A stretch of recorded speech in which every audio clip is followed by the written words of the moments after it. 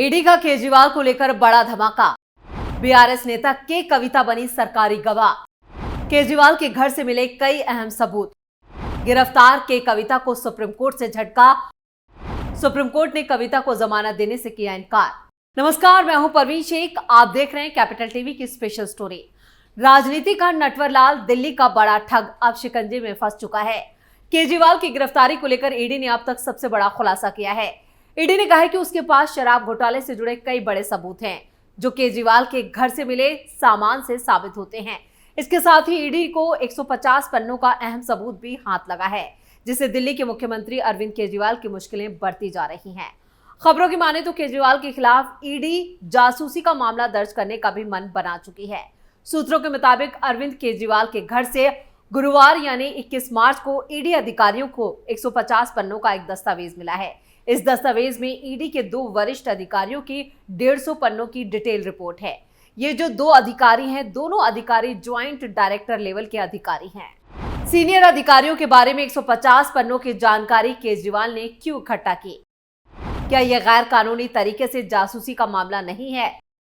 केजरीवाल ने ईडी अधिकारियों की यह जानकारी क्यों छुपाई?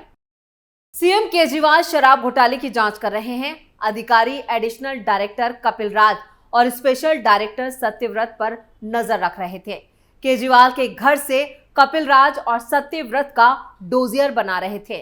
दोनों अधिकारी क्या क्या करते हैं, कौन कौन से केस हैं, दोनों की कितनी प्रॉपर्टी है, इन सब का ब्यौरा केजरीवाल ने बनाया हुआ था। ईडी ने सभी दस्तावेज सीज कर लिए हैं। ईडी इस समय सख्त एक्शन के मूड में नजर आ रही है। अरविंद केजरीवाल के रिमांड नोट में भी इस दस्तावेज का जिक्र किया गया है। साथ ही इस दस्तावेज के बरामद होने के बाद ईडी इस पर भी विचार कर रही है कि उसके 2 बड़े अधिकारियों की जासूसी करने के मामले में अरविंद केजरीवाल के खिलाफ अलग से कोई मुकदमा दर्ज किया जाए। अब ईडी के हाथ लगे इस सबूत से केजरीवाल बुरी तरह से फंस चुके हैं। उन्हें जल्द राहत मिलती नहीं दिख रही है। इधर केजरीवाल को बचाने में लगी पूरी लॉबी भी बैकफुट पर नजर आ रही है। उसे समझ नहीं आ रहा कि वो कैसे केजरीवाल को यहां पर जेल से बाहर निकाले। इधर दिल्ली हाई कोर्ट में भी अरविंद केजरीवाल को सीएम पद से हटाने की मांग को लेकर एक जनहित याचिका दायर की गई है। यानी अब लंबा वक्त केजरीवाल का जेल में ही कटने वाला है। वहीं बीआरएस नेता के कविता केजरीवाल के खिलाफ सरकारी गवाह बनने के लिए भी तैयार हैं। यानी अब लंबे वक्त तक केजरीवाल जेल में ही रहेंगे। असल में 21 मार्च यानी गुरुवार को ही हाईकोर्ट से सीएम केजरीवाल को बड़ा झटका लगा था। उनकी गिरफ्तारी से राहत वाली याचिका को खारिज कर दिया गया था। आपको बता दें कि ईडी के बड़े और सीनियर अधिकारियों को रात को तलाशी में कई अहम सबूत हाथ लगे। ये सब तब हुआ जब सीएम को ईडी के कुल 9 समन जारी करने के बाद भी ईडी के सामने वो पेश नहीं हुए। ऐसे में फिर समन देने के लिए ईडी सीएम आवास पर पहुंची और केजरीवाल को पूछताछ में शामिल होने के लिए कहा गया। और इस पूरी कार्रवाई पर सौरभ भारद्वाज ने कहा था कि ईडी उन्हें गिरफ्तार करने आई है। उनके घर पर रेड डाली गई, उनका फोन भी जब्त कर लिया गया, किसी को भी अंदर जाने की इजाजत नहीं दी गई। वहीं आतिशी ने कहा है कि ये नियमों के खिलाफ है। हाई कोर्ट के ऑर्डर के फौरन बाद ही उनके घर पर ईडी इस तरह से पहुंच गई। उनका तर्क है कि दिल्ली की जनता केजरीवाल को प्यार करती है। अब ऐसा नहीं है कि सीएम अरविंद केजरीवाल के खिलाफ ईडी के पास कोई सबूत नहीं है। ईडी लगातार दावा करे कि उनके पास काफी ज्यादा सबूत हैं और उन्हीं के आधार पर उनसे पूछताछ होनी है। यहां से समझना जरूरी है कि ईडी की जो चार्जशीट सामने आई है उसमें एक बार नहीं कई बार अरविंद केजरीवाल का नाम का जिक्र किया गया है। अब नाम इसलिए है क्योंकि जांच एजेंसी को पता चला है कि जिस वक्त दिल्ली की नई शराब नीति बनाई जा रही थी तब अरविंद केजरीवाल हर उस शख्स के संपर्क में थे जो उस वक्त इस घोटाले में फंसा हुआ था। जांच एजेंसी के मुताबिक भारत राष्ट्र समिति के नेता के कविता के अकाउंटेंट बुची बाबू से जब पूछताछ हुई थी तब उनकी तरफ से भी सीएम का नाम लिया गया था। उन्होंने 2 टूक कहा था कि के कविता, मनीष सिसोदिया और अरविंद केजरीवाल के बीच एक डील हुई थी। इसी मामले में दिनेश अरोड़ा पर भी गंभीर आरोप लगे थे और पूछताछ में उन्होंने भी सीएम केजरीवाल का नाम लिया था।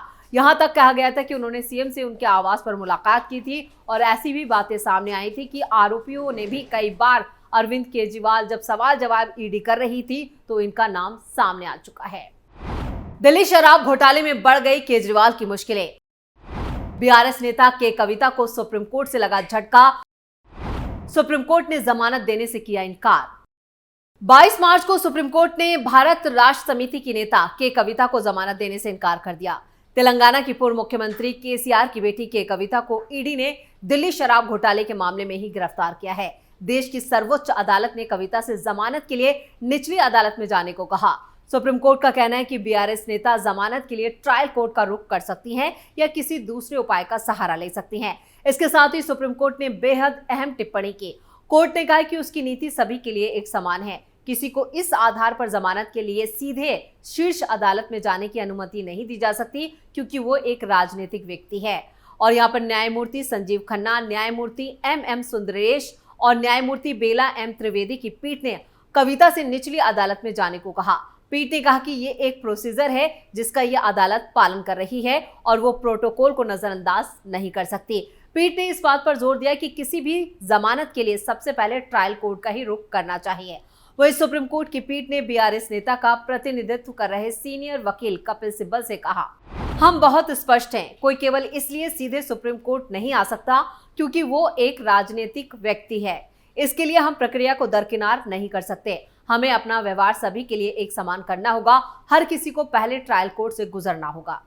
इधर कपिल सिब्बल ने अदालत से फौरन हस्तक्षेप की मांग करते हुए अपनी दलीलें भी रखी। उन्होंने कहा कि कई विपक्षी नेताओं को गिरफ्तार किया जा रहा है। हालांकि अदालत ने कहा कि उसे कानून का पालन करना होगा। अदालत ने कहा कि कृपया इसे राजनीतिक मंच ना बनाएं। आप हमसे जो करने के लिए कह रहे हैं वो मुमकिन नहीं है। आप हमसे अनुच्छेद 32 के तहत किसी याचिका पर सीधे विचार करने के लिए सिर्फ इसलिए कह रहे हैं क्योंकि वो व्यक्ति सुप्रीम कोर्ट आ सकता है। ऐसा नहीं हो सकता। नियम सभी के लिए एक समान होंगे। निराश होकर उस वक्त कपिल सिब्बल ने कहा, इस अदालत का इतिहास लिखा जाएगा, लेकिन ये स्वर्णिम काल नहीं कहा जाएगा। के कविता के वकील कपिल सिब्बल के इस बयान पर पीठ ने जवाब दिया, कोई बात नहीं है, हम देखेंगे। हमें एक समान व्यवहार करना होगा। इसी के साथ पीठ ने कविता की जमानत याचिका खारिज कर दी। इसके अलावा न्यायालय ने कविता की उस याचिका पर ईडी से 6 हफ्तों में जवाब मांगा, जिसमें उन्होंने पीएमएलए के प्रावधानों को चुनौती दी है। कविता की तरफ से पैरवी कर रहे वरिष्ठ वकील कपिल सिब्बल से पीठ ने कहा, प्रावधानों को चुनौती देने वाली याचिका लंबित मामलों के साथ ली जाएगी। सिब्बल ने शुरुआत में कहा कि सरकारी गवाह के बयान के आधार पर लोगों को गिरफ्तार किया जा रहा है। पीठ ने कहा कि इस वक्त वो मामले के गुणों और दोष पर विचार नहीं कर रहे, क्या सही है क्या गलत, इस पर विचार नहीं कर रहे हैं। आपको बता दें कि दिल्ली के मुख्यमंत्री अरविंद केजरीवाल को भी ईडी ने 21 मार्च को रात को ही शराब घोटाले से जुड़े मनी लॉन्ड्रिंग मामले में गिरफ्तार कर लिया और पद पर रहने के दौरान किसी मुख्यमंत्री की गिरफ्तारी का ये पहला मामला है। पिछले हफ्ते तेलंगाना की पूर्व मुख्यमंत्री के चंद्रशेखर राव की बेटी और भारत राष्ट्र समिति की नेता के कविता को हैदराबाद से उनके घर से यहाँ पर ईडी ने गिरफ्तार किया था, जो इस वक्त 23 मार्च तक ईडी की हिरासत में है। यह मामला 2021 और 22 की दिल्ली शराब नीति को तैयार करने और उसे लागू करने में भ्रष्टाचार और मनी लॉन्ड्रिंग से जुड़ा है। हालांकि 2022 में शराब नीति रद्द कर दी गई थी। आप नेता मनीष सिसोदिया, संजय सिंह मामले में हिरासत में हैं। ईडी के आरोप पत्र में भी केजरीवाल के नाम का बार बार जिक्र किया गया है और ईडी का आरोप है कि आरोपी आबकारी नीति को बनाने के लिए यहाँ पर केजरीवाल के संपर्क में थे। ये नीति बनाने के लिए और इसे लागू करने के लिए आप पर रिश्वत लेने का भी आरोप लगा। ईडी ने हाल ही में एक बयान में ये आरोप लगाया था कि बीआरएस नेता के कविता और कुछ दूसरे लोग भी आम आदमी पार्टी को यहाँ पर 100 करोड़ रुपए अदा कर आबकारी नीति में फायदा पाने के लिए केजरीवाल और मनीष सिसोदिया जैसे बड़े नेताओं के संपर्क में था और ये पूरी साजिश इन लोगों के इशारे पे ही रची गई। केजरीवाल को फिलहाल कहीं से भी कोई राहत मिलती नहीं दिख रही है। इधर के कविता सरकारी गवाह बनने से भी केजरीवाल के खिलाफ ईडी का पक्ष और ज्यादा मजबूत हो गया है। यानी अब केजरीवाल के बचने के तमाम रास्ते पूरी तरह से बंद हो चुके हैं। इधर शराब घोटाले में ईडी के हाथ लगे सबूत भी केजरीवाल की राह में कांटे बिछा रहे हैं। वहीं अब उनके खिलाफ जनहित याचिका भी दाखिल की गई है, जिसमें उन्हें सीएम पद से हटाने की मांग की गई है। तो जिस तरह से एक के बाद एक ये इस पूरा मामला है केजरीवाल के खिलाफ, जिसमें नए नए सबूत सामने आ रहे हैं, उससे साफ है कि यहाँ पर जो एक लंबा वक्त है अरविंद केजरीवाल जेल में गुजारने वाले हैं। स्पेशल स्टोरी में इतना ही। वीडियो को लाइक करें और शेयर करें। कैपिटल टीवी को सब्सक्राइब जरूर करें। नमस्कार।